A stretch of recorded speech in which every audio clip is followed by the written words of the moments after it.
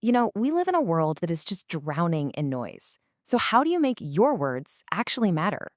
Well, today, we're going to crack the code on writing well. We're going to talk about how to cut through all that clutter, find your unique voice, and really make an impact. Let's dive right in. Okay, check this out. On the left, you've got this official government directive from back in World War II. I mean, it is just a tangled mess of words, right? But then, on the right, you have Franklin D. Roosevelt's translation. So simple, so powerful. This one example right here, it gets to the absolute heart of what we're talking about today, how to win the battle against needless complexity. All right, so first things first, we've got to name our enemy, and that enemy is clutter. You know what I'm talking about? It's that plague of unnecessary words, all that jargon, that bloated language that just suffocates our best ideas and leaves anyone reading our stuff feeling totally confused and honestly exhausted. And look, let's be real here, clutter is almost never an accident. It's usually a deliberate choice. It's what you might call the official language of evasion. People use it to sound important, right? To puff up their ideas or, and this happens a lot, to straight up hide the truth. It's basically verbal camouflage. And here's what that clutter looks like in the wild. You see how plain facts get twisted into these complicated, impersonal phrases. So layoffs? No, those are involuntary methodologies. Going broke? That's just a negative cash flow position. A missile doesn't crash, it impacts with the ground prematurely. I mean, it sounds almost comical, right? But this is exactly how big organizations use language to soften bad news and, dodge responsibility. So the big question is, how do we fight back against this thing? Well, the solution is actually beautifully simple. It's a two-part punch. We've got to simplify our language and humanize our voice. And listen, this is not some newfangled idea we just came up with. I mean, Henry David Thoreau was preaching this gospel of simplicity more than 100 years ago. The principle is absolutely timeless. The clearer you can make your writing, the more powerful it's going to be. Period. So how do we actually do it? Okay, it's basically a 4-step process. Step 1, and this is crucial, it starts in your head.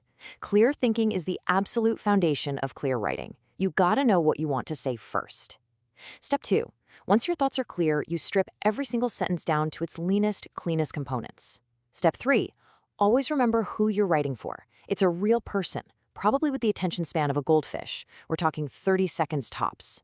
And finally, step 4, the golden rule. Just be yourself.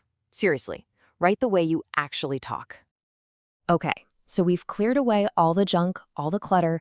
Now it's time to build something authentic in its place. This is the fun part. This is where you find your voice, where you start making conscious choices about the words you use and the style you want to have. Now, there's a huge trap you've got to avoid, and it's called journalese. You know what this is?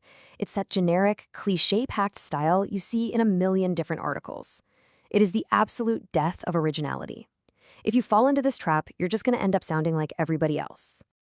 And here are some of the usual suspects. Let's call them out. Words like finalize, notables, or upcoming.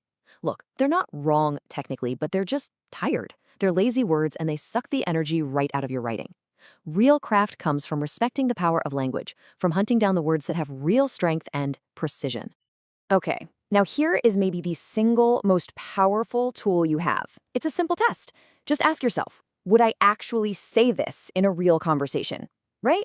If you don't walk around saying things like moreover or indeed to your friends, then for goodness sake, don't put them in your writing. Your natural conversational voice is your greatest asset. It's what makes you sound authentic. All right, so we've been focused on the small stuff, words and sentences. Now let's kind of zoom out and look at the bigger picture, which is all about telling a good story. Because at the end of the day, a good story is the most powerful tool we have to grab and hold a reader's attention.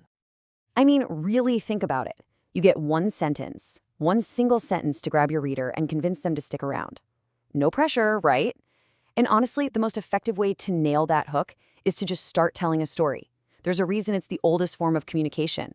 Our brains are literally wired for narrative. So listen to this. This is the opening to the story about the discovery of the Dead Sea Scrolls. Notice how it doesn't start with some dry, boring historical overview. No, it starts with a boy, a stray goat, a cave, and the sound of something breaking. It's immediate, it's mysterious, and you literally cannot help but want to know what happens next. That is the power of a narrative hook. So let's bring all this home. We've talked about fighting clutter, we've talked about simplifying, we've talked about telling stories. But you know what? All of these ideas point to one single ultimate goal: having the confidence to just write like yourself. You know, this is such a huge barrier for so many people. We feel like we need permission, right? Like we need a teacher or an editor or some kind of authority figure to say, okay, you can now write about your own experiences, your own feelings. We get this idea in our heads that our stories just aren't important enough to share.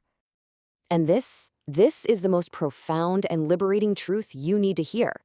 You don't need anyone's approval. The permission to write, to share your unique view of the world, it isn't handed out by some gatekeeper. It's inherent. You are literally born with it. The only thing left to do is to claim it for yourself. So I want to leave you with this question. Just for a second, forget about what you think you should be writing. Forget about trying to sound literary or professional.